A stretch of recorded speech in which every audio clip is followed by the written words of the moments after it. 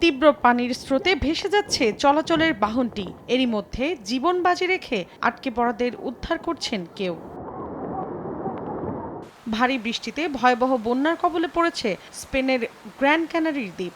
সবচেয়ে বেশি খারাপ অবস্থা তেলদে শহরের। লোকালয়ে পানি ঢুকে পড়ায় চরম আতঙ্কে দিন পার করছেন বাসিন্দারা। দেশ জুড়ে বৃষ্টি সতর্কতা জারি করার পাশাপাশি পুরো সপ্তাহ জুড়ে তা বিরাজ করতে পারে বলে জানিয়েছে আবহাওয়া বিভাগ। এতে ব্যাহত হতে পারে জনজীবন। নিরাপত্তার স্বার্থে বাসিন্দাদের অপ্রয়োজনীয় ভ্রমণ এড়ানোর পরামর্শ দিয়েছে স্থানীয় কর্তৃপক্ষ। বৈরী আবহাওয়ার একই চিত্র ইন্দোনেশিয়ার পশ্চিমাঞ্চলীয় জাভা দ্বীপে। নিরাপত্তার স্বার্থে এরই মধ্যে সরিয়ে নেওয়া হয়েছে হাজারো বাসিন্দাকে। পূর্বাঞ্চলের বেকাসি শহরের একটি হাসপাতালের ভেতর পানি ঢুকে পড়ায় বিদ্যুৎ বিচ্ছিন্ন হওয়ার খবর পাওয়া গেছে। দ্রুতই রোগীদের অন্য আরেকটি ভবনে স্থানান্তরিত করেছে হাসপাতাল কর্তৃপক্ষ।